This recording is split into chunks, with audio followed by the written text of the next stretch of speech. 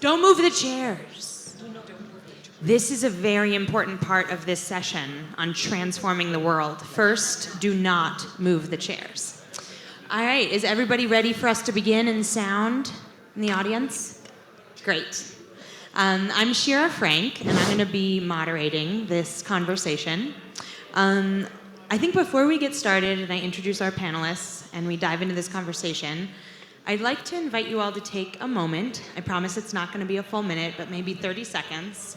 And if you don't mind just closing your eyes and really recognizing that this conversation, if we're going to do it right, is going to be a bit difficult.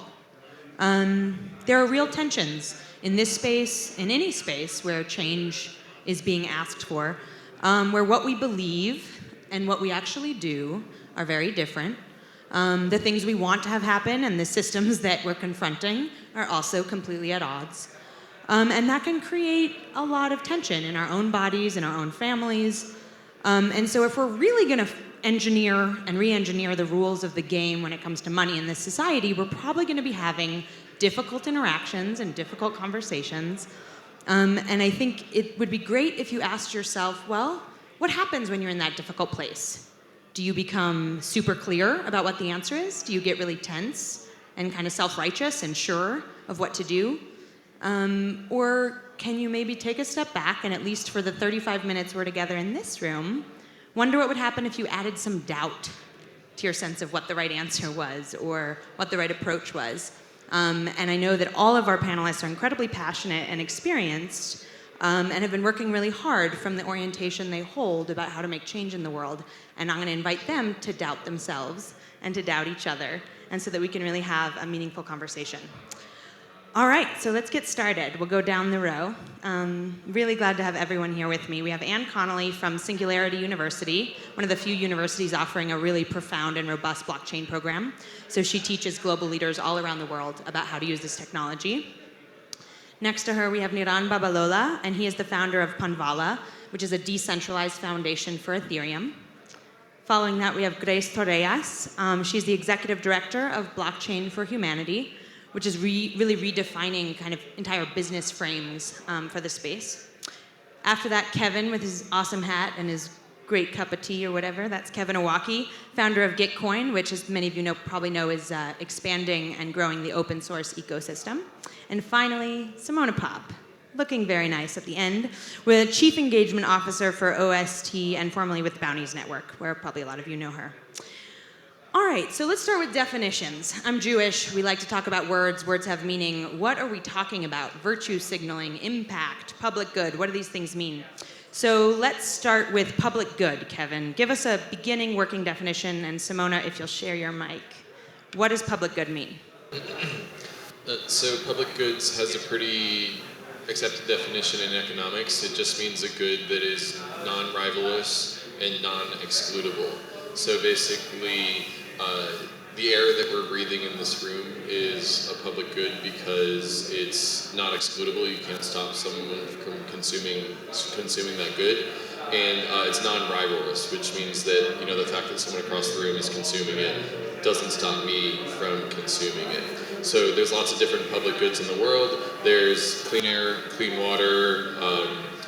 Journalism could be considered a public good. I'm focused on open source software, maintaining the public good that is open source software that allows us to walk into an Ethereum hackathon and build something that would have taken a bank $20 million in 4 years to do in a weekend because of composable open source software. Yeah, I think you had a little feedback there. Maybe okay. A little bit. Test one, two. Hopefully we heard you. We'll come back if people have questions. Okay. Public goods are good, is what I'm saying. Wow, so easy. Awesome. And then what about this term impact, Simona? What do we mean by impact? So I think with social impact, and particularly in this space, I think we always talk about social impact and blockchain for social impact. And for a lot of people, it just signifies something that's happening very far, far away somewhere that isn't relevant to us or isn't very immediately solvable. But actually, if you just refer to impact, it is the effect that you can have on someone or something. And that becomes something incredibly powerful and incredibly meaningful, where it can affect anybody anywhere and can actually have benefits for anybody anywhere. So let's maybe stop focusing so much on looking at, oh, it's something that doesn't affect me, it's something that I don't understand, and look at how could I make an impact in my immediate community, region, vertical, whatever it may be. So impact is being alive and affecting change wherever you go. Got Basically. it. Cool. And virtue signaling, I mean, there's a lot of definitions, but essentially saying one thing and doing another, and usually saying something that kind of gives you the moral high ground, which might give you some power in a social situation or kind of gain you social status. I think probably we've all seen a lot of that in this space and lots of other spaces. So we want to go beyond that today. We're not going to try to talk about how cool we are, how much impact we've had, or why we're so awesome. We're going to try to dig into the harder questions. So let's start with you, Grace. When I worked in Middle East peace, we would always talk about how human-made problems can be human-unmade. But where do you begin, right? All the worst issues we're dealing with have been made by people. So where do we start? Kick us off. What's the first place we should focus? I am sorry that when you actually started, I couldn't. Sure. Sorry. So internally, right? Yeah. There are ways to think about, well, there's a lot of problems in the world that blockchain might be able That's to help true. with. That's one place you could start. You could also say, God, how do we need to act, or who do we need to be, or who needs to be in the room such that we could even solve those problems? A more Right. internal focus versus beginning with the external, or maybe a hybrid. How would you address that? So it's easy to focus on the external focus, right? Because they're obvious, they're there. We want to enable impact. We want to show what impact we enable. But what is not so easy is what is internally, what is being internalized. And I find that impact overall, it's not only what you do externally, but how you internally are addressing, how are you living those values. And it's funny enough that we are always willing to say we should do this and this is the right thing to do, but it's very difficult to actually do it and be the model of that. And what we are looking forward here, and I hope that this conversation takes us there, is about leadership where we can demonstrate internally what we have, and that in effect brings some very positive impact around us as well.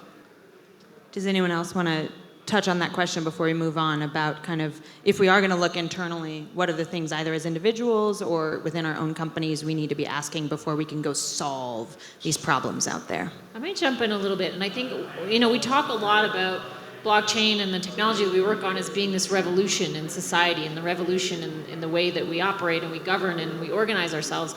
And one of my greatest concerns about what I've seen in a lot of the community, and this is, blockchain as a greater than just Ethereum piece, is are we just replacing the old guard with a new guard that is exactly the same? Or fundamentally, is the revolution we've all been fighting for just a coup? And so I think for us, it's really important to particularly stop and think, okay, if we are rebuilding all these systems for society of the future, who are we incorporating into that process, and what does that look like, and what are we actually doing differently to break down the power structures of before and not just replace the people at the top with new people? What would be a new power structure? Well, so when you look at DAOs, for example, and that type of thing, and we've heard a lot from Metacartel and from the Lao and that this weekend, and I think that's great, but if you've got a DAO that is 100% white males, have you changed the system, or have you just replicated it with new, cooler technology? I think one problem with the way that we approach this issue is that if this was a technical problem, if someone was deploying a network and said, hey, there's going to be these outcomes from the network, we'd say, well, what are the incentives? What are the incentives to actually produce that outcome? And then when we say, oh, we're going to decentralize everything, there's going to be this new order where power is distributed. Well, where are the incentives? Does your company make money if power actually gets distributed? And if it doesn't, you're probably not going to change anything. It's probably just going to be the same thing over and over again. So if we actually want to achieve the sort of shift that people talk about, we probably have to find an incentive structure that's actually going to drive us to do that. At the end of the day, people want to make money. Ooh, all right, this leads me to another question. So you guys can either dive into what was happening here or answer this question. So I was going to turn it to you first, Simona, but Kevin, you guys decide. So can we actually, I know this is the theory of social enterprise, but let's actually pause and wonder about it. Can we maximize profit and still serve the public good? Can you do those two things at the same time? Are there real trade-offs between justice and profit? And if so, what are they, as you're seeing them emerge in this space or as you've looked at history? Oh, come on, Kevin, you know you want to talk about whether you can maximize profit and do good. It's a great question. Your kids are going to be asking this. Daddy, what did you do? Straight to the core. Yeah, thanks for the layup, Shira. There's this thing called the Matthew effect, which is the cumulative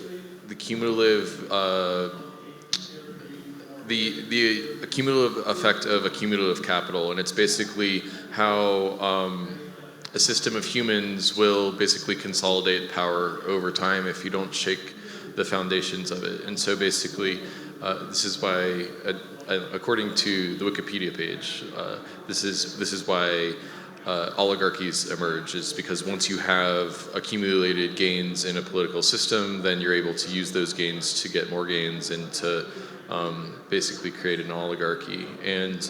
And so you have to reverse the Matthew effect when you're building an economic system, or at least find ways to stub it.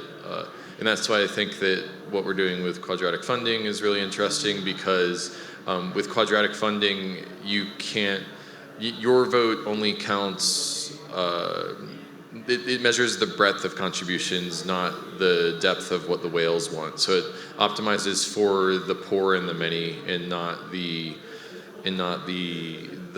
rich and the few. And so I think that I would encourage people to look up the Matthew effect after this panel. It sounds like it's an accepted fact of game theory that capital accumulates and there's a cumulative effect over time.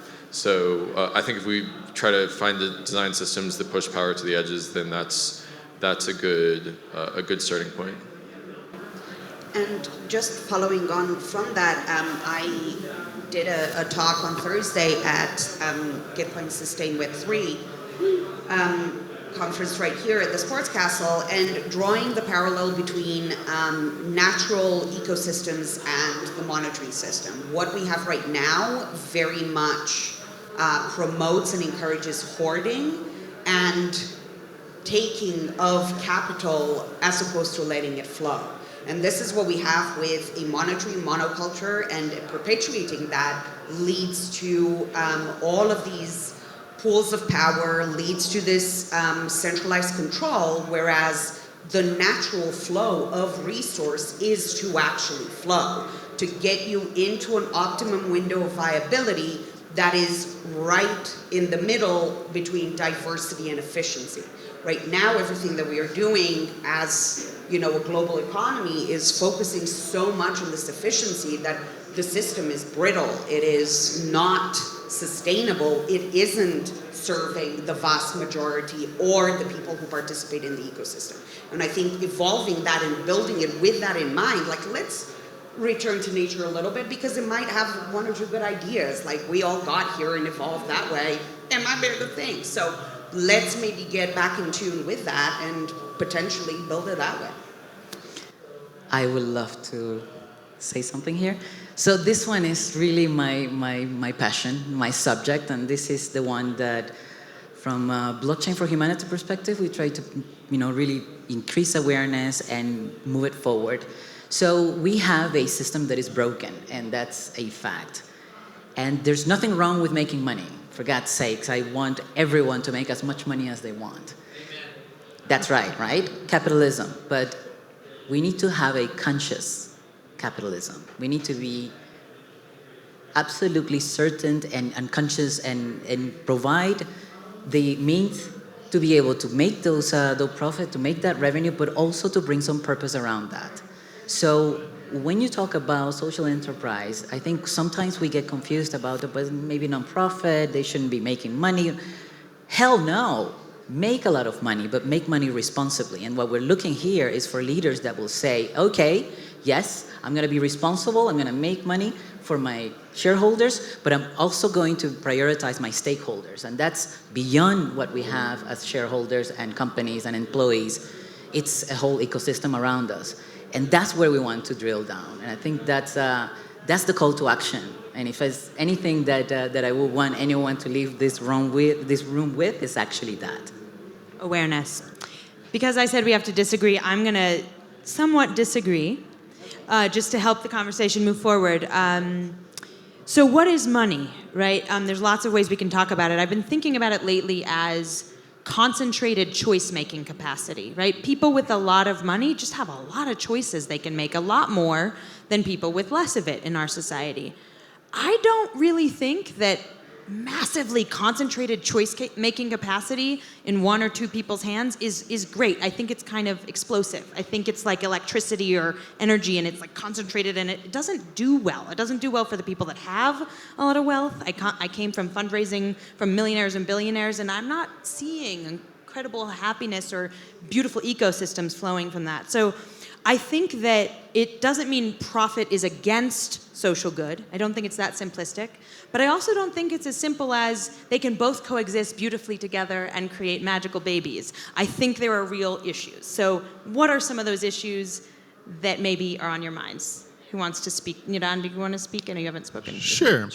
So I think one of the problems that leads to this accumulation of wealth, of capital, is that it's so hard for people to organize themselves.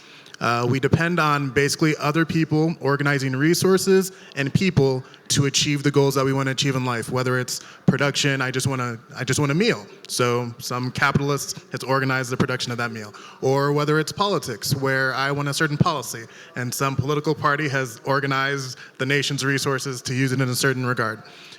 It is hard to do that, and very few people do that. And where I think the opportunity is not necessarily to decentralize each and every decision that's made, but to give everybody an easy way to opt out of whatever's already there, to be able to organize themselves, their resources, their community to achieve the goals that they want. Because once you can easily organize yourselves, it limits what people can extract from you and from your community. It's not necessarily that you're going to take that ability and say, oh, I'm going to organize myself. But once you have that option, once you have that app that lets you hit a button and say, me and my friends are going to start a DAO to accomplish our goals instead, then everybody knows that you have that opt-out ability and they change their behavior. I think less wealth gets accumulated in that kind of system. Great, thank you. It sounds like someone wants to jump in here. But from there, I would say that redefining the way we organize ourselves immediately prompts the need to redefine how value flows and how people tap into that value that flows. Because right now, it doesn't flow. It goes, it's here, and then it's here, and then it's here, and how you connect those things is incredibly arduous, which is why people don't have access to resources. But we have the tools to potentially, again, we're at the very beginning and a lot of experiments still need to be made and a lot of action taken. But we have the means to potentially create that flow and enable it and create it in a way that benefits the participants versus the creators. Because again, one thing that we need to remember with money, right now, it is all created by private banks and debt. All money that we deal with is debt. And so maybe redefine how we organize, re-engineer that with how we create some complementary currencies, redefine how people access it, and so on, is needed also. I am with you on that, and I think that on top of it, we have to have the right incentives. We have we've been living with a system that has as an incentive, make as much money as you can, extract as much as you can, because that's the definition of success, right? So that's where we start, I will say, with the right incentives. All right, so we're going to stay in the dark, just one more question, and then I promise we're going to get to hope and concrete. But we talk a lot about risks in engineering systems and in science, right? What are the risks of the systems? How do we mitigate those risks? I sit around and I feel like I don't think as an ecosystem we're asking, what are the social, ethical risks of this technology at scale? And I think there's some definite visionaries in the space who are asking that. You can hear Amber Balday ask that a lot, and people who were around when the internet was founded saying, yeah, we really didn't see who our corporate overlords were going to be. Like, guess we should think about that today. You know, who are going to be the overlords of tomorrow, if those arise? If we have all these intentions of incredible new systems of organizing, new definitions of success, new ways of thinking of the equilibrium between diversity and efficiency, I mean, new frameworks for business, all of these abstract, incredibly important building blocks, and yet, what are the risks that are maybe embedded within this technology as it scales socially? What things do you maybe teach about or think about? Yeah, I mean, I think Snowden says it best when he says the hope is that everything will be traceable and trackable. The question is whether it will be voluntary. And that's where I think we're at a bit of a tipping point right now, where we're starting to see governments come on board and get on top of blockchain. I think the president of China a couple months ago said they absolutely had to get on board with this. And if we're not fast enough with pushing out high quality infrastructure and applications on fully decentralized, fully open platforms, everyone's going to be on the latest, Canadian blockchain that tracks everything, American blockchain that tracks everything, and privacy will just be gone. And that's my greatest worry about all of this, is we're building the technology that can be used by governments for surveillance on a mass scale we've never seen.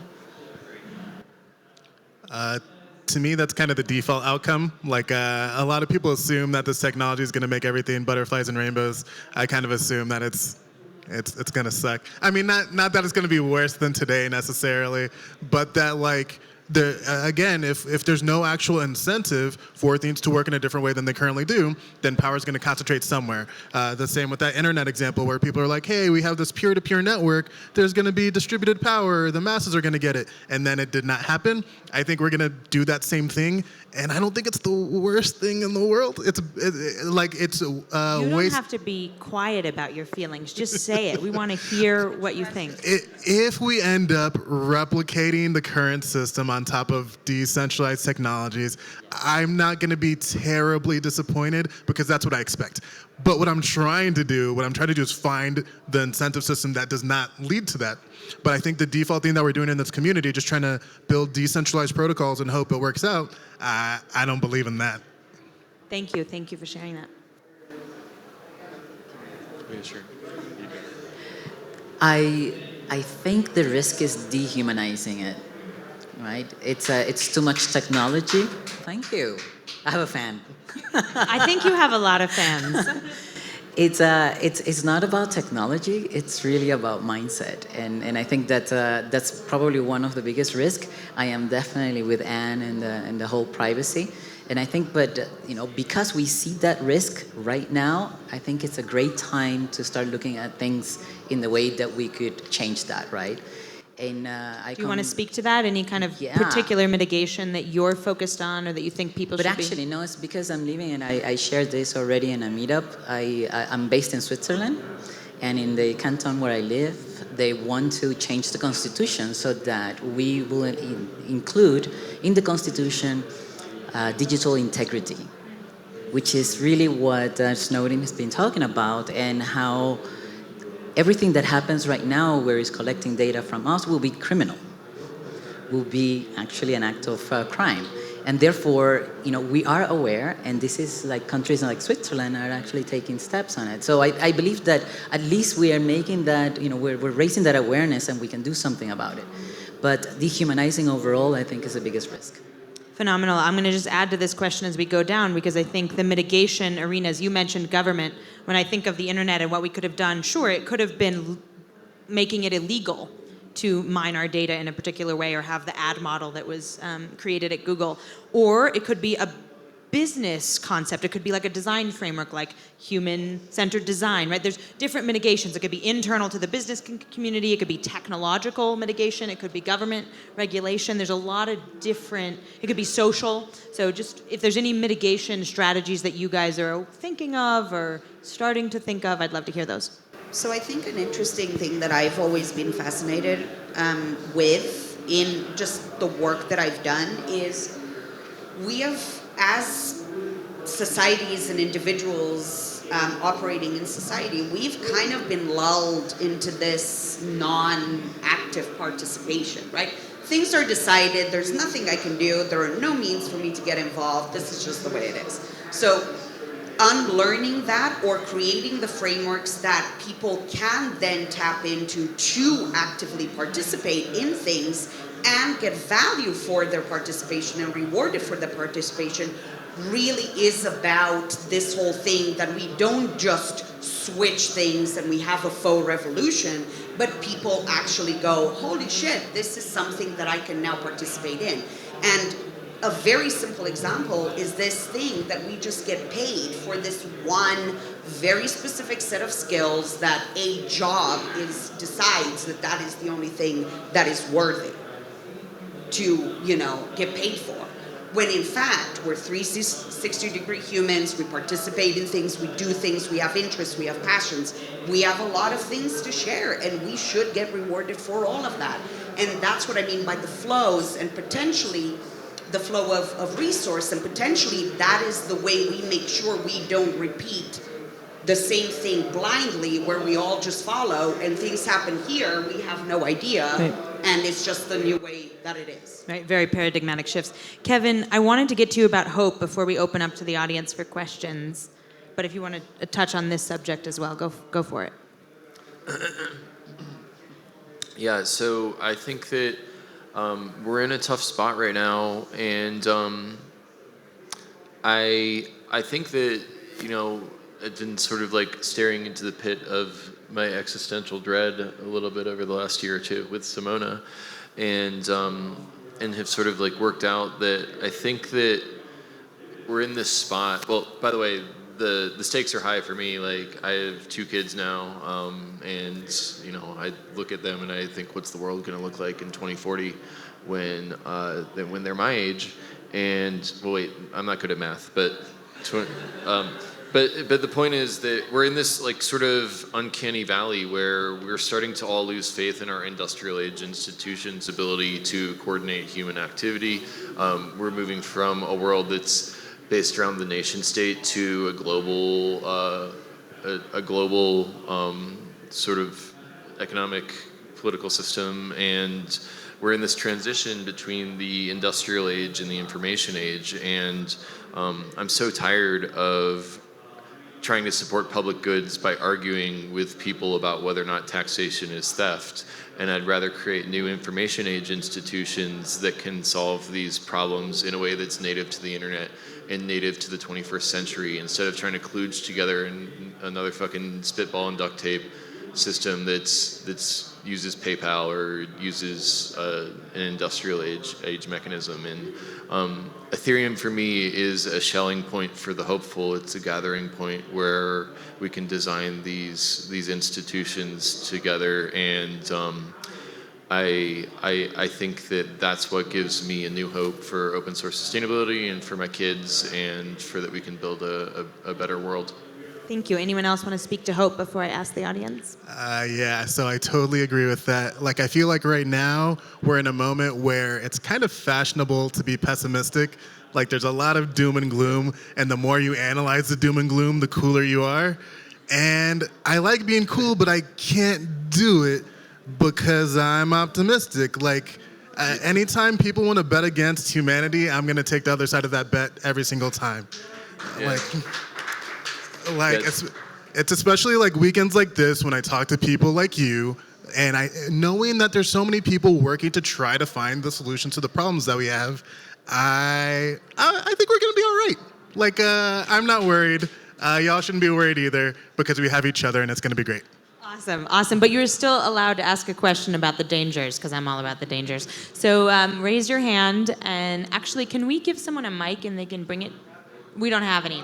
Okay, just speak up. Nick, yes, in the front. I know you, so I can call on you. Oh, here we go. We really want to hear your voice, not just our own, I promise. Oh, yeah, it's fine. Go ahead. So I like what you're saying about like not betting against humanity. Can you make it louder? So I like what you're saying about not betting against humanity, and I understand that is like a position that we pretty much should all take as we go forward. To achieve that like Star Trek style future where we're all interested in science and exploration. But some of the things that I've come across, and I'm sure you guys have seen similar patterns, has been like betting against humanity is not what any of us are really doing. When the cynicism happens, we're not betting against humanity. We're still betting on humanity, that there are people who are going to use that other side, the non-optimistic side, to extract value from communities and stuff. So I guess where I'm coming from is when you are kind of talking about designing these systems, how do we bring out the best side of humanity when we're designing these systems? Because when we talk about making money is great, capitalism is good, and we also want to be ethical. That's a really hard thing to do when you have one community making money off of another community. Great. I think, people ready to answer that? It's a complex question, but go for it, Anne. I mean, I think as a start, most people want to do the right thing. Like if you think about television in the early days, we were all watching it on these screens and people wanted to watch TV when they wanted to watch it. And so they started pirating everything. I say they.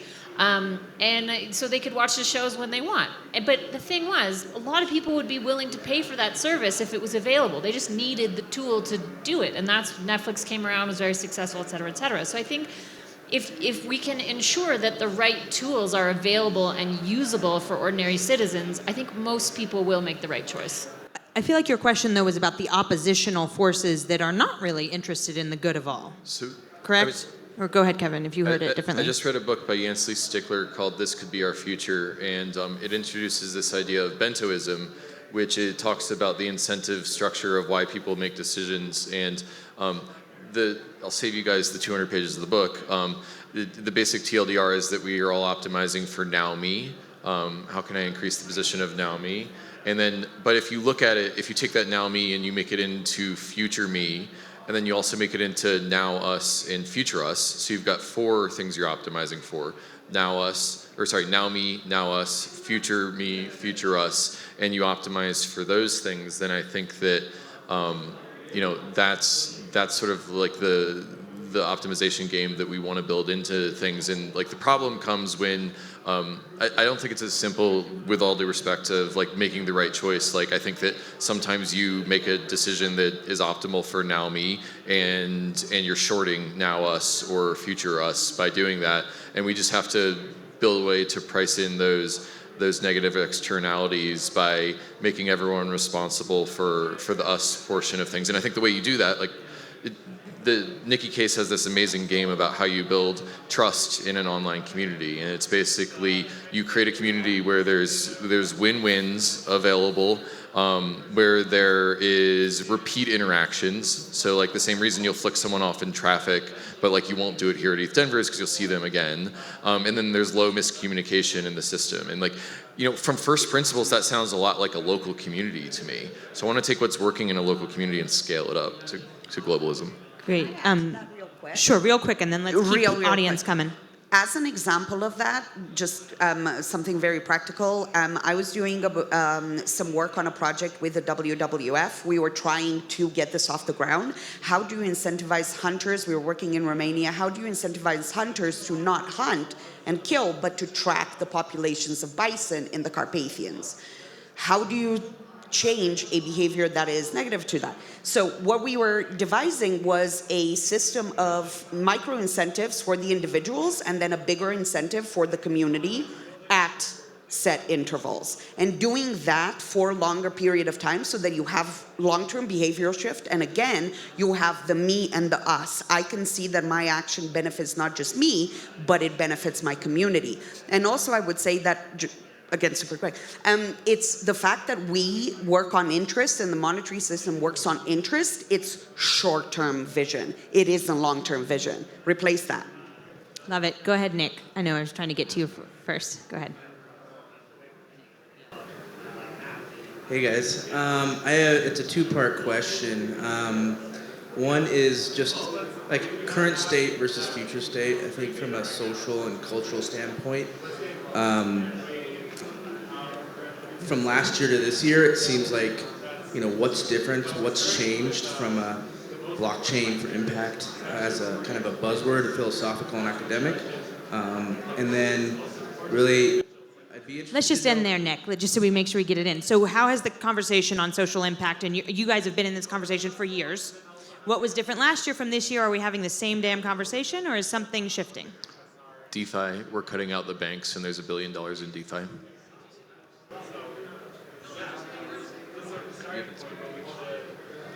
I think we have some really valid use cases out there. that are demonstrating that we can use the technology for good. So I think from a year, we have advanced on that side. The use case validations are clear. We have the killer app. For me, is that cryptocurrency, whatever that currency is, and being able to exchange that value. So that is a killer app, and it has proven to be part of many of the models that we are building right now. So it hasn't gone as fast as we wanted, and the adoption has been really slow. So those are the kind of downside to that. On the negative side, not to be a Debbie Downer, like there are trends that I think you can see even in the Ethereum community that remind me a lot of what happened to the Bitcoin community over time, where over time people throw out their values for whatever makes the number go up. And I think we're at a real risk of just, finding some sort of cause that makes the number go up and throwing all our efforts into that and forgetting what we were trying to do in the first place. There's a good Vitalik Buterin quote that I like to quote. It's change the incentives, change the world. And if we haven't changed the incentives, then we're just going to repeat everything over and over again till the end of time. Great. Other questions from the back, from the side? One more question. So, in this world, we see a lot of individual relativism. If you know the quote from Mussolini, we know that leads to fascism. One thing I've seen in our groups here is, what are the steps that we can take logically today that we can learn to hug our neighbor that is vastly different than us and focus on the commonalities and keep that human bond going? Intimacy. How do we incentivize intimacy? Connection, whatever you want to take it. So I think, again, oh my God, this is so much louder. So I think this whole being able to reward people and get people into this dynamic of every contribution matters, or there is a level of connection that not only intensifies our human connections now that we're becoming more and more decentralized, more and more widespread, like everybody communicates over text, maybe some Zoom calls, whatever, to get back to that definition of community and being helpful to each other and being able to exist by doing that is, again, a redefinition of incentives, how resources flow, having potentially community tokens that run in parallel with the national currencies and so on, really, again, play with those dynamics that connect us through that. And maybe that is the new type of digital community. Thank you, Simona. We have Grace and Anne. Go for it. I just wanted to add that this is very related to kind of the collective impact and coalitions for good. We need to have common goals, and that's what will unite us to a common goal and get together there. And I think that's probably how I would try to reach out to my neighbor, right? Find something that we can both achieve together. Thank you, Anne. Yeah, and I think, the digital communities are great, but we do need to come out from behind our anonymous Twitter avatars and, meet each other and recognize that, your neighbor is a good human, that you just didn't know them before. And there's some blockchain projects that are doing that. I mean, there's Buns out of Toronto is incentivizing community engagement and community building, and I think there's many others, and I think that's just something we need to keep at the core and at the heart of everything that we build. Amen. Is anyone on the panel feel like they didn't get to share something that they really wanted the audience to hear, or a question they wanted to offer? I wanted to add in another response to the question you asked about how there are people who are actively trying to extract value from people, from communities, et cetera. That's going to keep happening. My optimism doesn't come from a sense that people are going to suddenly become good and stop trying to extract value from people. My optimism comes from ideas like Simona's, where it's about changing literally the currency that people use to cooperate with one another. It's not about convincing people to be good. It's about the fact that we have new tools to create new systems by which we organize. And if we can find a way where it doesn't make sense for people to extract anymore, that's where my hope comes from. Now, that's not guaranteed. That might not exist, but that's where my hope comes from. And if it doesn't pan out, then we'll just repeat what we already did before. Well, and the that's beautiful okay. thing about justice, as the Jews have said, and we'll end here, it's something you pursue. It's not ever something you arrive at. They say, justice, justice, justice shall you seek. And that's kind of what we're doing. We're being conscious of what we're actually feeling and thinking, how we're interacting with people, and we're seeking justice. I don't think justice is a place we arrive. I think it's something we're constantly pursuing. So thank you all for pursuing this conversation and for joining us. And meet with all of them after. They all have wonderful projects they'd love to share with you as well. Thank you, Shira.